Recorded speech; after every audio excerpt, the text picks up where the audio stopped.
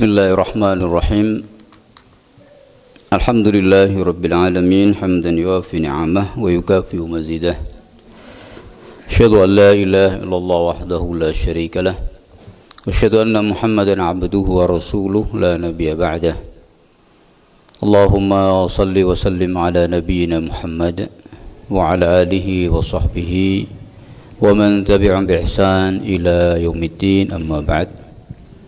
Bapak Ibu hadirin jamaah salat subuh yang dimuliakan Allah, Assalamualaikum warahmatullahi wabarakatuh. Tiada henti puji syukur selalu kita haturkan ke hadirat Allah subhanahu wa ta'ala atas sekian banyak kenikmatan dan karunia yang sekali lagi tiada henti dianugerahkan kepada kita. Maka sudah sepatutnya untuk kita selalu memperbanyak rasa syukur kita kepada Allah subhanahu wa ta'ala. Mudah-mudahan pagi hari ini keberadaan kita di masjid ini selalu mendapatkan junjungan rahmat, barokah dan juga ridha dari Allah subhanahu wa ta'ala. Amin ya rabbal alamin. Bapak Ibu yang dimuliakan Allah, sudah 10 hari kita berpuasa ya. Hari ini kita masuk di hari yang ke-11 ya. Artinya 10 hari pertama sudah lewat. Kita sekarang masuk di 10 hari yang kedua. Mudah-mudahan amal ibadah kita diterima oleh Allah subhanahu wa ta'ala. Amin ya rabbal alamin.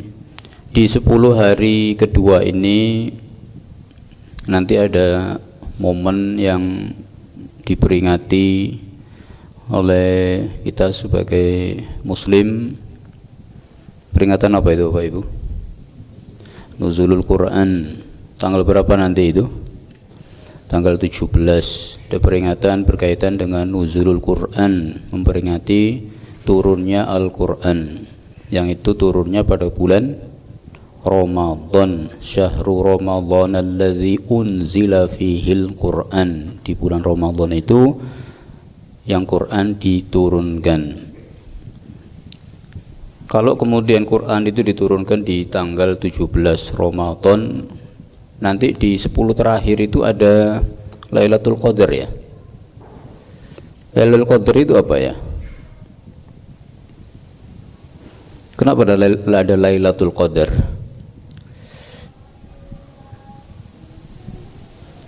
Turunnya Quran ya. Apa Lailatul Qadar itu? Inna anzalnahu fi lailatil, artinya apa? Kami turunkan Quran itu di Lailatul Qadar. Kok tanggal 17 Ramadan? Jadi ada Quran itu diturunkan dengan 2 proses. Dari Lauhil Mahfud, setelah Allah meletakkan Quran itu di Lauhil Mahfud, kemudian diturunkan pertama kali itu ke langit dunia, ila sama'id dunia. Kapan itu? Itu yang tidak ada yang tahu. Itu yang dinamakan dengan Lailatul Qadar. Yang pasti itu di bulan Ramadan. Tepatnya di mana? Di 10 terakhir yang kita diminta untuk mencari dan mendapatkannya. Itu Lailatul Qadar. Adapun nanti di 17 Ramadan itu berarti bisa dihitung. Kapan itu? Saat Rasulullah SAW pertama kali menerima wahyu, saat beliau berada di Gua Hira. Setelah dihitung melalui sejarah, didapatkan bahwa itu bertepatan dengan tanggal 17 Ramadan. Apa ayat pertama kali turun? 5 ayat dari surat Al-Alaq. Jadi bukan surat Al-Alaq semuanya, yang jumlahnya 19. Hanya 5 ayat. Iqra bismi rabbikal ladzi khalaqal insana min 'alaq, iqra wa rabbukal akram alladzi 'allama bil qalam 'allamal insana ma lam ya'lam. Hanya 5 ayat itu yang turun. Ini turunnya dari langit dunia ke Rasulullah SAW secara bertahap selama kurang lebih 22 tahun 2 bulan sekian hari. Sebagian mengatakan 22 tahun 2 bulan 22 hari. Biasanya dibulatkan menjadi 23 tahun. Ini bertahap. Ini yang kemudian diperingati dengan nuzulul Quran, yang diketahui waktunya. dengan menghitung. Adapun yang Lailatul Qadar itu tidak ada yang tahu. Itu turunnya Quran secara langsung keseluruhan dari Lauhul Mahfuz turun ke langit dunia secara langsung utuh. Adapun turun ke Rasulullah SAW itu bertahap, dan ini turunnya berbeda dengan kitab-kitab yang sebelumnya. Taurat, Zabur, Injil turunnya sekaligus daf'atan wahidah. Adapun turunnya Quran ke Rasulullah SAW ini selalu bertahap, mengikuti perjalanan, mengikuti kejadian, momen, turun secara bertahap. Bapak Ibu yang dimuliakan Allah, Quran ini dikatakan oleh Allah Subhanahu wa taala, inna hadzal qur'ana yahdi lillati hiya aqwam. Quran ini memberikan petunjuk, berfungsi sebagai petunjuk menuju jalan yang paling lurus, jalan yang paling benar. Sudah sepatutnya kemudian kita sebagai muslim untuk menjadikan Quran ini sebagai pedoman, sebagai panduan. Quran ini adalah katalog hidup. Tidak boleh orang muslim kemudian panduannya keluar dari tuntunan Al-Quran. Quran ini adalah, dan kalau kemudian dikatakan sebagai pedoman hidup, petunjuk, maka harus tahu isinya apa. Quran ini mukjizat, mukjizat Nabi yang masih bisa kita lihat, kita sentuh, bahkan kita rasakan, itu adalah Quran. Adapun mukjizat nabi-nabi terdahulu sudah hilang. Nabi Musa mukjizatnya apa? Tongkat jadi ular, ya kan? Masih ada tongkatnya? Ada disimpan di museum mana? Sudah tidak ada. Begitu selesai kenabiannya, selesai pula mukjizatnya. Tidak bisa kemudian diteliti. Nabi Musa dulu tuh tongkatnya terbuat dari kayu apa ya? Kok bisa kemudian berubah menjadi ular? Bisa tidak kemudian kita amati, kita teliti, kita cari, mungkin masih ada sisa-sisanya? Tidak ada, sudah habis. Nabi Isa itu mukjizatnya apa? Menyembuhkan penyakit yang tidak bisa disembuhkan oleh ilmu kedokteran saat itu, menjadikan sakit kulit, sopak itu apa? Belang. Sampai sekarang orang kalau sudah kena penyakit sopak itu belang, tidak akan bisa disembuhkan. Dulu juga semacam itu, tapi Nabi Musa diberikan mukjizat untuk kemudian bisa menyembuhkan itu. Lalu kemudian menjadikan orang yang buta bisa melihat, kemudian termasuk juga menghidupkan orang mati. Ini tidak bisa diteliti itu dengan ilmu kedokteran apa yang bisa kemudian melakukan semacam itu, tidak bisa. Karena apa? Sudah selesai, nabinya masa tugasnya selesai, mukjizatnya juga selesai. Nabi Soleh mukjizatnya apa? Batu besar tiba-tiba keluar onta. Masih bisa ditemukan itu batunya. Seperti apa batunya dulu yang bisa keluar onta Nabi Soleh itu ya? Kira-kira jenis batu apa ya yang bisa kemudian mengandung? Kok bisa batu yang itu benda mati bisa mengeluarkan makhluk hidup? Tidak bisa diteliti. Tapi Quran, nabinya sudah selesai, tapi mukjizatnya masih kita bisa temukan. Inilah mukjizat. Mukjizat itu apa sih? Mukjizat itu sesuatu yang di luar kebiasaan, yang mana tidak bisa kemudian ditandingi, karena itu diturunkan, diberikan oleh Allah kepada nabinya sebagai bukti bahwa kau adalah seorang nabi. Semua orang bisa mengatakan saya seorang nabi, mengklaim dirinya sebagai nabi. Saat orang itu mengklaim dirinya nabi, harus menunjukkan bukti. Kalau kau mengatakan dirimu nabi, buktinya apa? Harus ada bukti. Kalau tidak, dan bukti ini tidak bisa ditandingi. Kalau bisa ditandingin, berarti itu bukan bukti kenabian. Maka itu mukjizat itu di luar dari sesuatu yang bisa ditandingi. Nabi waktu kemudian, para nabi saat kemudian itu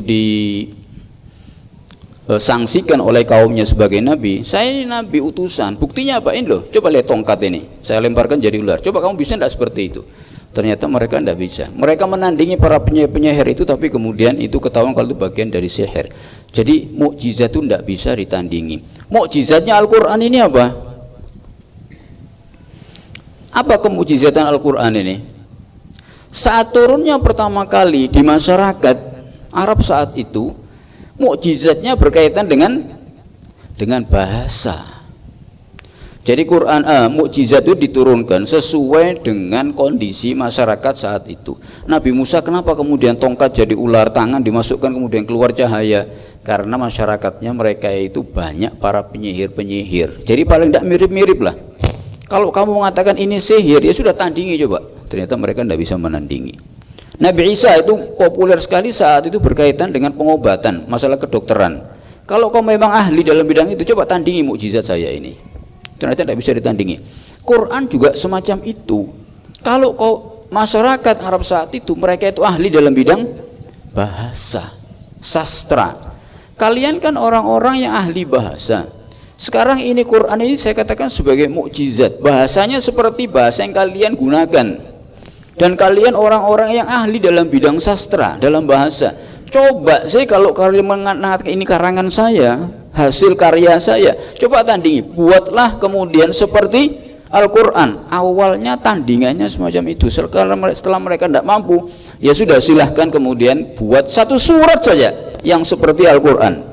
Kalau kalian mengatakan ini karya saya, coba kalian buat satu surat seperti Al-Quran. Mampukah? Satu surat itu tidak ada kemudian batasannya, minimal misalnya 10 ayat, tidak ada. Surat terpendek itu berapa ayat? 3 ayat. 3 ayat. Silahkan buat satu surat. Dan mereka mencoba untuk membuat surat seperti Al-Quran. Ternyata hasilnya hanya menjadi bahan tertawaan. Padahal mereka itu ahli bahasa. Mereka betul-betul tidak mampu untuk menanding seperti Al-Quran. Menunjukkan bahwa ini bukan karya, ini bukan hasil tulisan manusia, ini wahyu turun saat itu.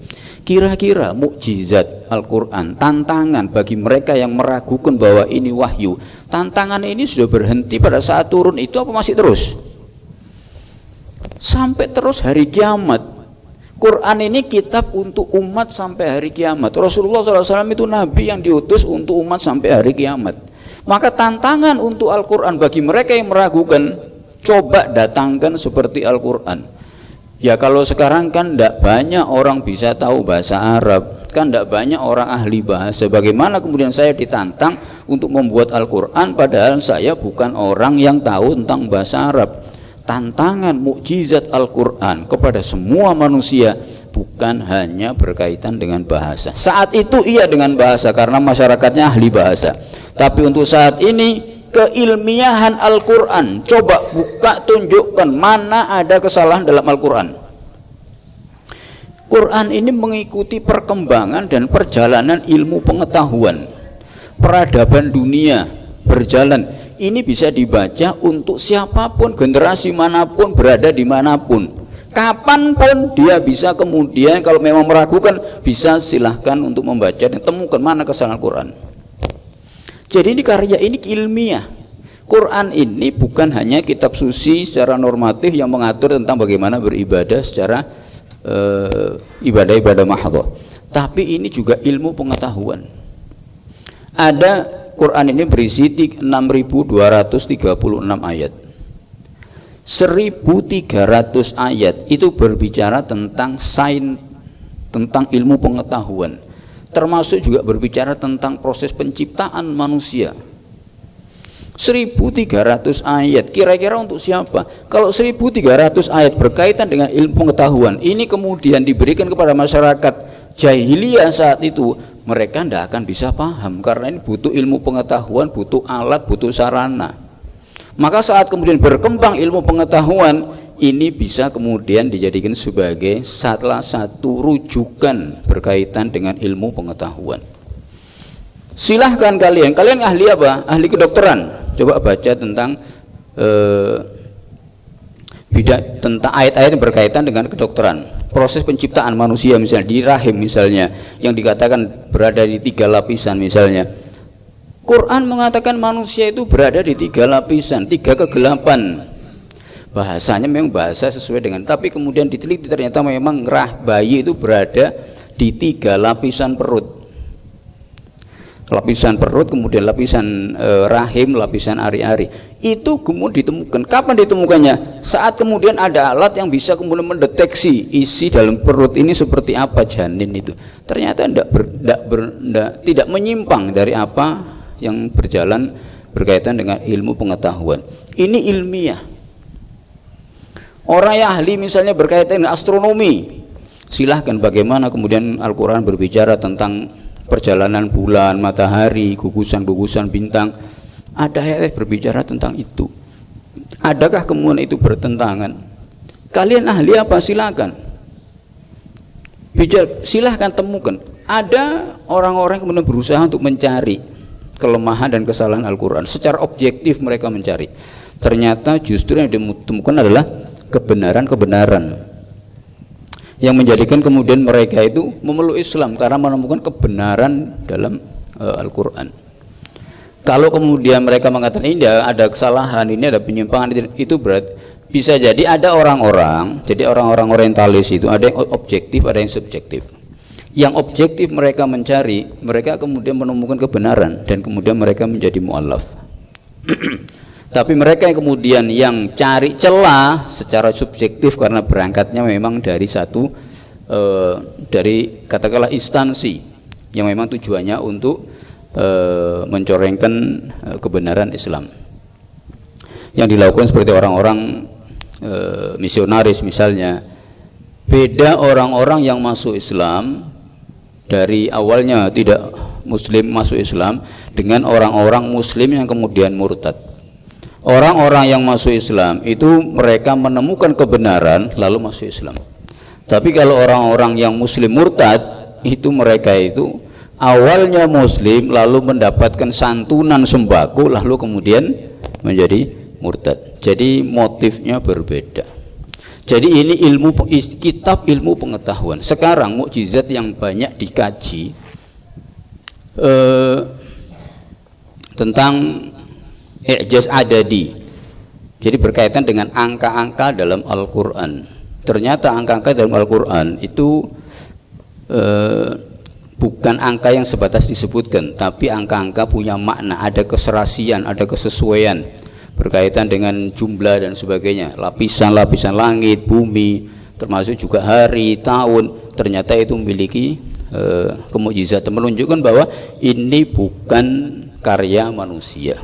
Jika ada orang yang kemudian sekali lagi menentang Al-Quran, mengatakan bahwa ini adalah karya Muhammad, maka silahkan kemudian buat seperti ini dari sisi ilmiahnya. Tidak ada kemudian berbenturan atau bertentangan antara satu ayat dengan ayat yang lain, berbeda.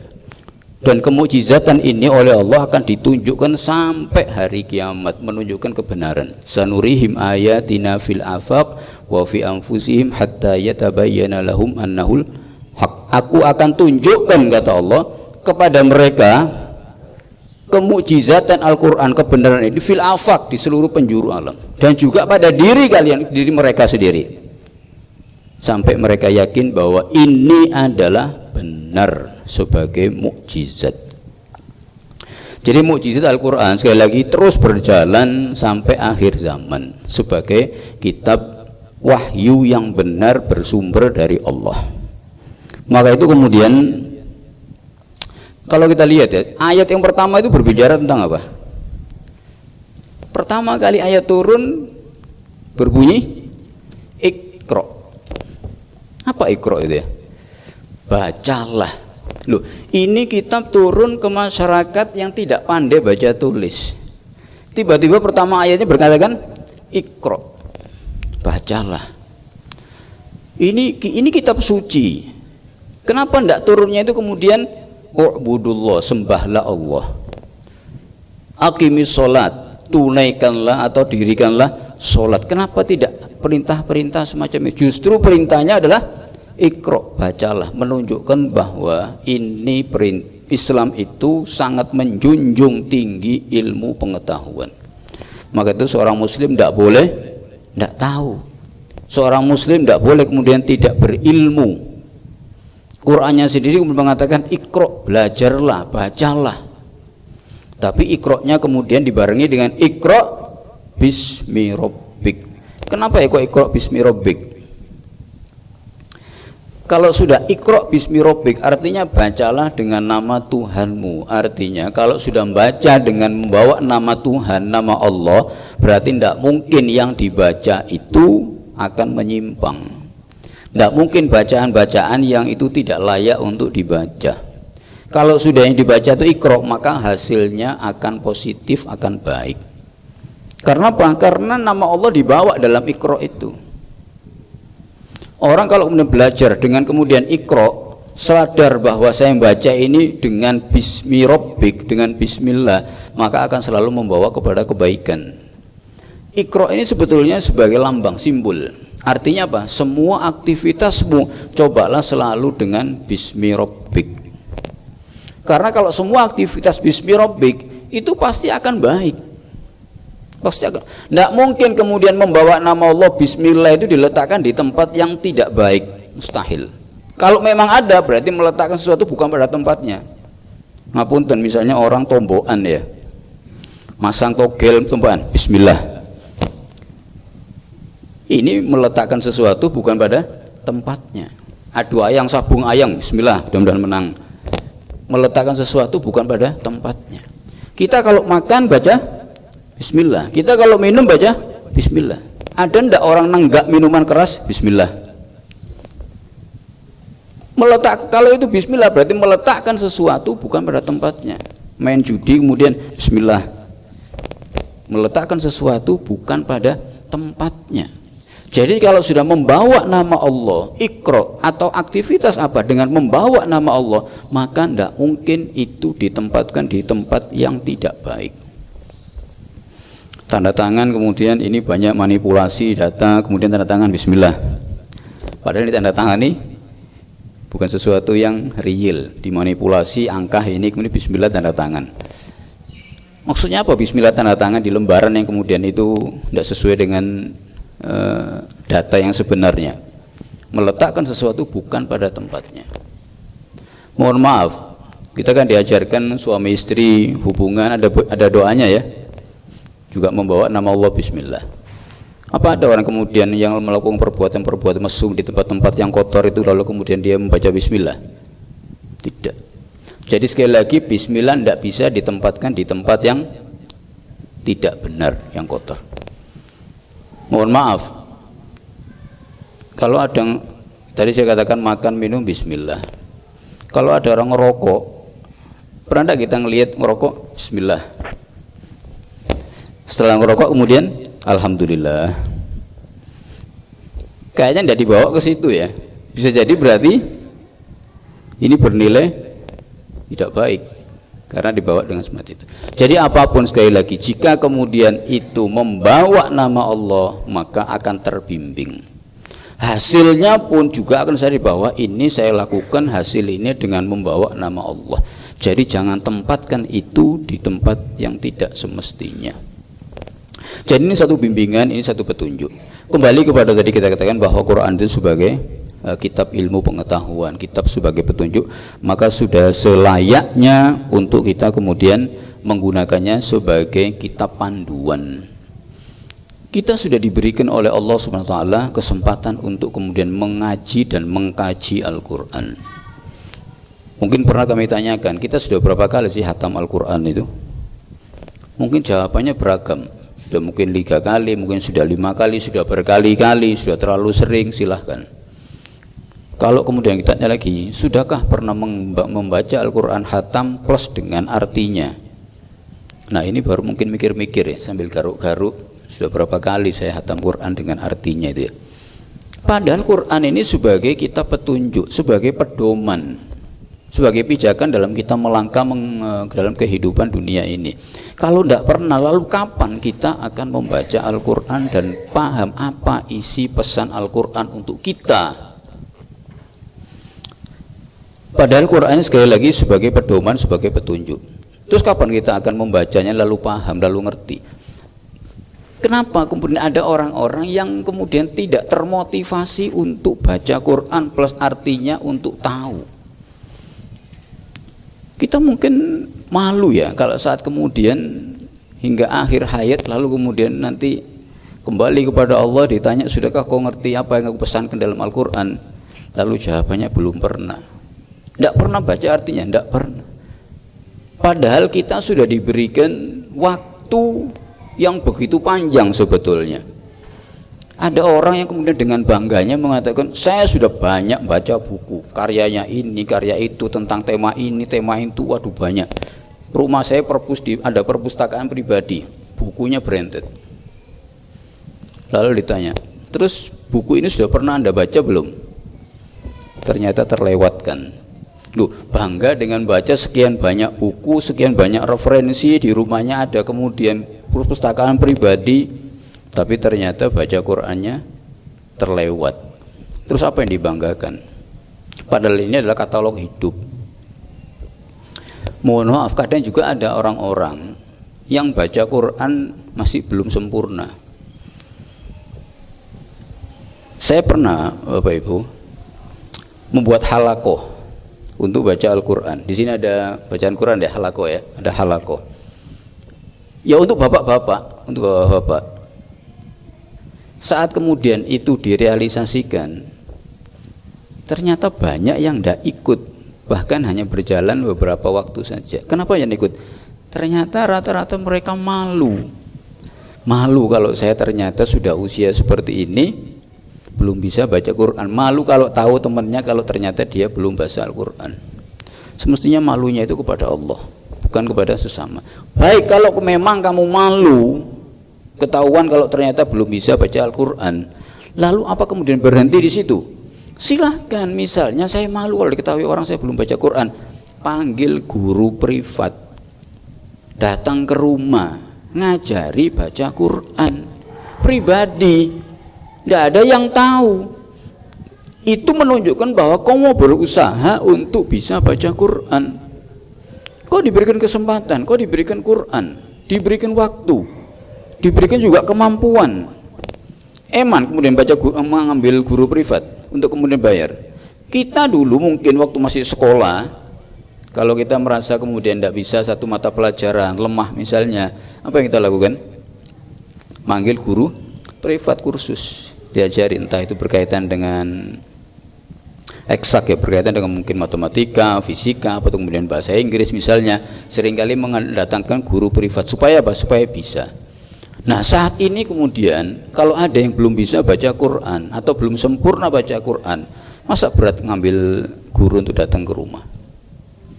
Ini menunjukkan satu usaha, tunjukkan bahwa kau betul-betul berusaha, kau diberikan waktu untuk Allah untuk mengenal kitabnya. Ini coba ya, ini Quran yang dibaca oleh Rasulullah Sallallahu Alaihi Wasallam.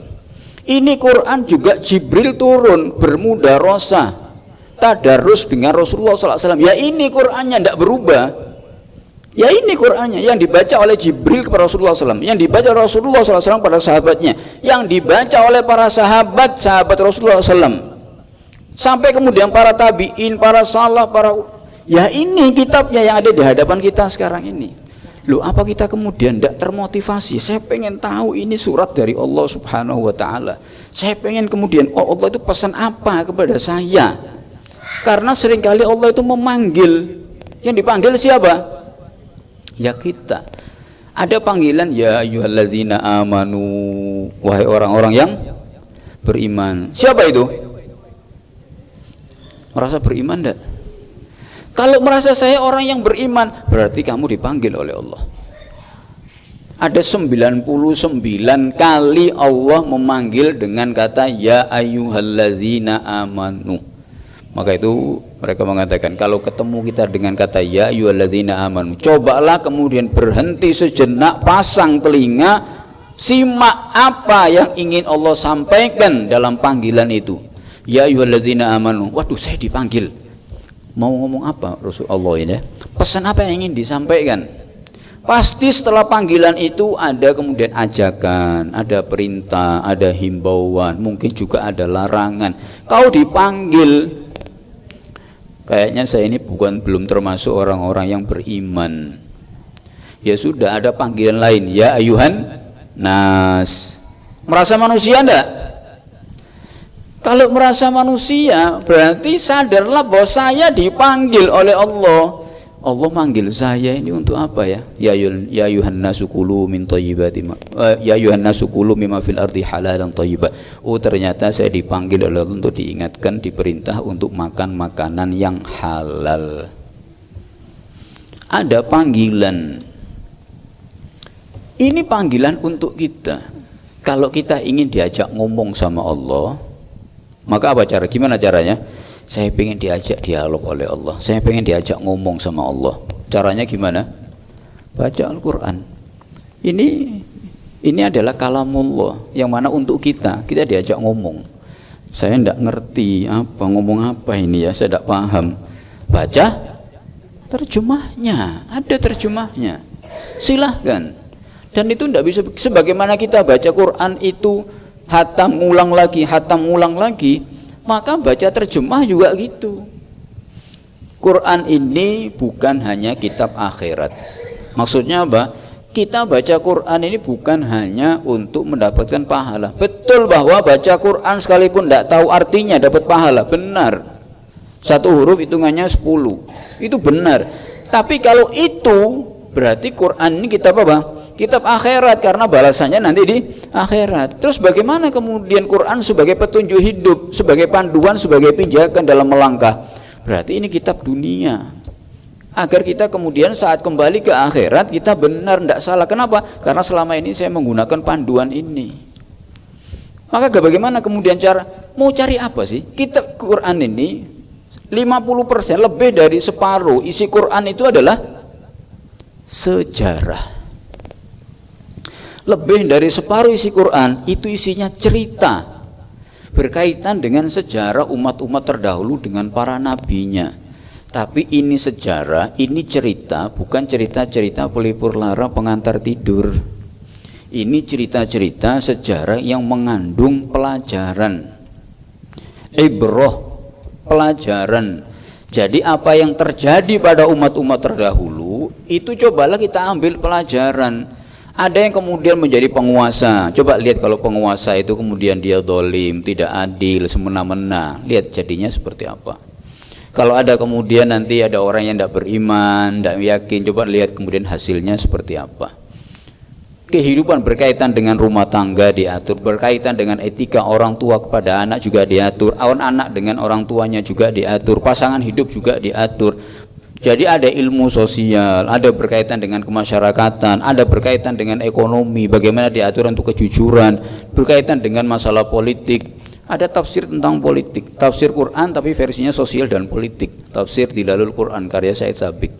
Jadi apa sih yang kita cari ada dalam Al-Quran.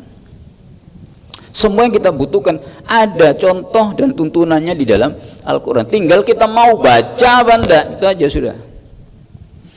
Jadi cobalah kemudian kita munculkan semangat kita, ketertarikan kita untuk kemudian membaca Quran plus dengan artinya. Saya pengen tahu ini pesannya apa, arahnya. Sangat akan menarik sekali. Sekalipun itu cerita-cerita yang kemudian banyak diulang, tapi diulang itu dengan makna sesuai dengan poin yang ingin disampaikan. Ada surat kemudian itu berkaitan dengan kisah utuh dalam satu surat seperti surat Yusuf misalnya. Coba ya, orang kalau kemudian dekat dengan Al-Quran itu akan tentram, akan damai. Karena apa? Banyak contoh-contoh yang Allah sampaikan dalam Al-Quran untuk kita jadikan sebagai pelajaran di dalam hidup. Jadi tidak ada kemudian saya mencari tentang masalah ini, temukan dalam Al-Quran. Karena Allah sudah memberikan panduan, sekalipun bukan kemudian secara rinci, tapi paling tidak panduan umumnya itu ada. Ada ayat yang kemudian secara spesifik diturunkan berbicara tentang satu masalah tertentu, ada juga yang ayat diturunkan secara global, panduan secara umum. Maka itu kemudian Quran ini ayatnya terbatas 6.236 ayat, tapi penjelasannya tidak terbatas. Maka itu kita lihat tafsir itu banyak sekali ragamnya. Ada tafsir berbicara hanya berkaitan keindahan bahasa Al-Quran, seperti tafsir. Ada keindahan itu nanti juga ada tahapan-tahapannya. Jadi cuma menjelaskan tentang makna lafadz-lafadz dalam Al-Quran, seperti tafsir Jalalain tingkat yang paling bawah. Kemudian tingkat lagi ada berkaitan dengan membicarakan tentang keindahan bahasa Al-Quran, nilai balaghahnya, seperti kitab Sofatut Tafasir, tafsirnya Muhammad Ali As-Sobuni. Lebih tinggi lagi nanti ada kemudian Ruhul Ma'ani karya Alusi, ada 12 jilid, itu hanya berbicara tentang bahasa, tentang keindahan bahasa Al-Quran, sudah berjilid-jilid. Ada berbicara tentang hukum, hanya berbicara tentang hukum-hukum dalam Al-Quran seperti Ayatul Ahkam. Ada juga yang berbicara nanti berkaitan dengan ilmu kalam, tentang akidah, tentang filsafat, seperti karyanya Fahru Razi, kitab tafsir Mafatihul Ghaib. Itu ada 32 jilid berbicara tentang masalah akidah, masalah tauhid, masalah ilmu kalam, perdebatan luas sekali. Ada yang berbicara, saya katakan ini seperti berbicara tentang politik, sosial, masyarakatan, tentang pemerintahan, tafsir Dilalul Quran, ada 6 jilid karya Said Sabiq. Ada kemudian berbicara tentang Quran, tafsirnya ayat dengan ayat, ayat dengan hadis, ayat dengan kalam sahabat, tafsir bil ma'thur, seperti ini tafsir tafsir Ibnu Katsir. Ragamnya banyak. Yang dibahas apa? Ya ini jumlah 6.236 yang dibahas, tapi tafsirnya berjilid-jilid. Kita di sini juga ada penafsir Quraisy Shihab ya, tafsir apa? Kalau Quraisy Shihab karyanya apa? Misbah, Al-Misbah, tafsirnya Hamka sebelum itu. Jadi penafsirnya banyak, ragam, dan corak tafsirnya juga beragam. Yang ditafsirkan hanya ayat yang berbatas ini, tidak pernah habis, tidak pernah habis. Saya baru mendapatkan beberapa sebelum Ramadan, saya beli satu kitab I'jazul Quran, Mausu'ah fi I'jazil Quran fil Afaq, juz keduanya fil Insan. Jadi ensiklopedi kemukjizatan Al-Quran di Afaq. Afaq itu berarti di alam semesta. Jilid pertama, jilid keduanya berbicara tentang ensiklopedi mukjizat Al-Quran di dalam diri manusia. Waduh, menarik sekali memang. Jadi dikumpulkan di dalam kitab itu ayat-ayat berkaitan dengan i'jaz, kemukjizatan Al-Quran yang berkaitan dengan alam semesta. Ternyata orangnya masih hidup, orang dari Syria, orangnya masih hidup. Ternyata bahwa masih ada mufasir yang kemudian bisa mengumpulkan ayat-ayat yang berkaitan dengan kemukjizatan Al-Quran. Artinya apa? Quran ini lautan yang tidak akan pernah habis. Silahkan Anda punya background apa, silahkan Anda punya pengetahuan apa, baca Quran lalu kemudian cobalah tarik apa yang kemudian di dalam terdapat Quran sesuai dengan bidang studi yang Anda geluti.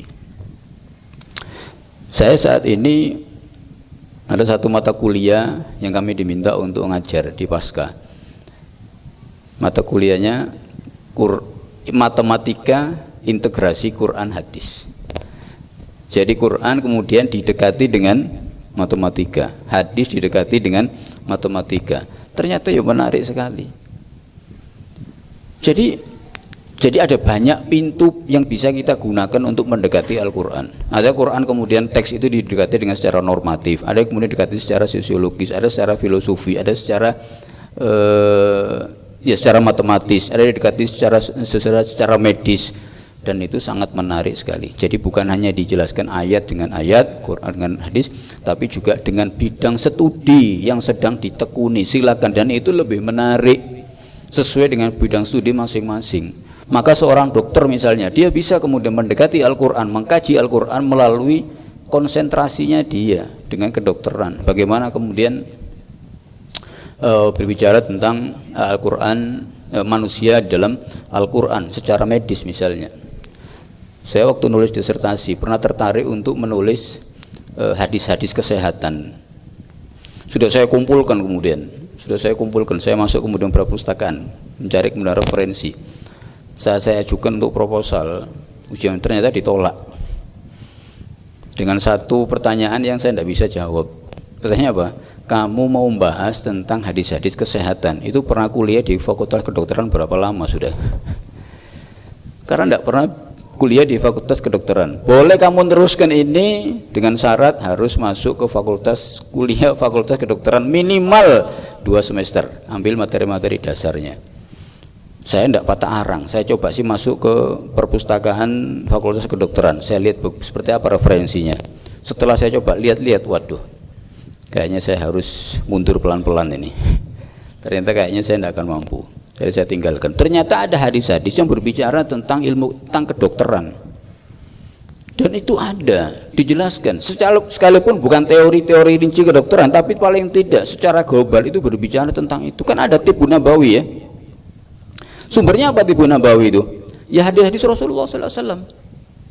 Berarti apa? Bisa kita dekati. Ini ilmu pengetahuan. Quran ini mengandung ilmu pengetahuan. Kita ditantang untuk menggali. Maka itu ayat dalam Al-Quran itu kan seringkali ditutup afala tatafakkarun, afala ta'qilun, afala ta'lamun, afala tatadzakkarun. Apa ndak ingat, apa ndak mikir, apa ndak punya ilmu, apa ndak tahu, apa ndak ngerti.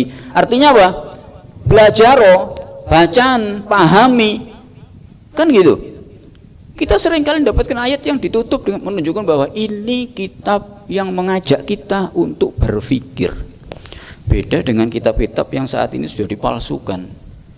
Pokoknya sudah kamu yakini saja, ndak usah ikut mikir. Maka itu dikatakan kamu kalau masuk ke tempat ibadah ini, maka silahkan fisikmu masuk, tapi akalmu tinggalkan di belakang. Kalau kita masuk masjid, bawa semuanya, sandalmu tinggalkan di belakang. Kalau mereka tidak, masuklah ke tempat ini, semua dengan ragamu, tapi otakmu taruh di belakang. Artinya apa? Gak usah mikir, yakin wae wis. Maka banyak teks-teks mereka yang tidak bisa dicerna oleh akal. Pokoknya kamu iman saja sudah. Tidak bisa. Kalau Quran, gunakan akalmu. Kita diajak untuk menggunakan akal, berpikir. Maka itu seorang muslim tidak boleh tidak tahu. Selagi ayatnya sekali lagi awal pertama turun berkata Iqra. Tidak boleh tidak tahu. Dan ini dibuktikan oleh Rasulullah SAW. Coba ya, pada waktu perang Badar itu ada 70 orang kafir yang ditawan menjadi tawanan.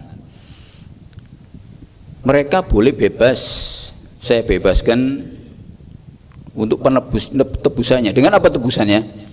Yang punya harta silakan tebus dengan hartanya. Yang tidak punya harta, syaratnya kamu harus ngajari 10 anak muslim baca tulis. Kalau mereka sudah bisa, bebas kamu. Coba tebusannya dengan apa? Ngajar sampai anak yang diajar ini bisa baca tulis, ngajari 10 anak bisa baca tulis, silakan bebas. Artinya apa?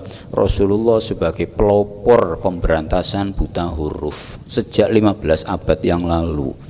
Artinya apa? Islam tidak boleh pemeluknya itu tidak tahu.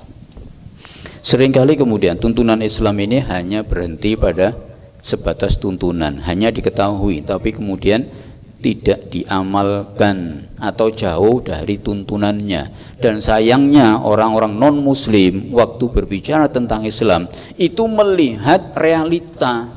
Islam mengajarkan kebersihan. Coba sih kita lihat, kok kumuh ini ya. Seakan-akan mengatakan bahwa Islam itu mengajarkan kondisi yang kumuh. Berinteraksi dengan muslim tidak jujur. Islam ini kayaknya mengajarkan ketidakjujuran. Kayaknya tidak ada konsep tentang kejujuran. Seringkali mereka melihat realita, bukan melihat tuntunan ajaran. Ini kira-kira tuntunannya seperti apa, lalu pemeluknya seperti apa. Dan itu seringkali kemudian timpang. Kita sebagai muslim itu merupakan apa ya? Interpretasi dari Quran, tuntunan. Jadi kalau Rasulullah SAW khuluqul Quran, akhlaknya itu sesuai dengan tuntunan Al-Quran, maka cobalah kemudian kita berusaha. Sekali lagi kita punya PR ya, punya kewajiban untuk kemudian berusaha dekat dengan Quran. Apalagi bulan Ramadan itu syahrul Quran, bulan Quran. Artinya cobalah kemudian kita lebih dekat dengan Quran. Cuman dekatnya bukan hanya saat Ramadan. Sehari-hari cobalah sempatkan waktu kita untuk membaca, baik baca Qurannya dengan atau baca dengan artinya. Ini sebagai tuntutan. Mumpung kita masih diberikan kesempatan oleh Allah untuk mampu dan bisa. Coba kalau ini tidak kita sisihkan waktu untuk itu, maka bisa jadi kita tidak akan pernah kemudian bersinggungan atau bersentuhan dengan Al-Quran. Quran sak gini banyaknya, gimana bacanya? Ya kita atur, kan gitu. Paling tidak setiap sholat 10 menit aja itu bisa, sehari bisa sudah 1 juz. 2 lembar, 2 lembar, 2 lembar. Tiap sholat 10 menit itu sudah hatam 1 juz, 1 juz. Baca dengan, saya kira di situ ada Quran dengan terjemah ya. Kalau tidak ada perlu ada. Paling tidak kemudian baca. Paling tidak ini bagian dari tuntutan. Ini tuntutan untuk kita sebagai muslim punya tanggung jawab untuk kemudian baca Quran dan memahami Al-Quran. Ini ada tanya jawab. Sudah. Baik, Bapak Ibu, mudah-mudahan apa yang disampaikan ada manfaatnya. Sekali lagi kita punya kewajiban untuk memahami Al-Quran. Mudah-mudahan kita juga dimudahkan oleh Allah untuk bisa lebih dekat dengan Al-Quran. Mudah-mudahan manfaatnya. Mari kita tutup kajian ini dengan kafaratul majlis. Subhanallah bihamdik, asyhadu an la ilaha illa anta, astaghfiruka wa atubu ilaik. Wal afu minkum. Assalamualaikum warahmatullahi wabarakatuh.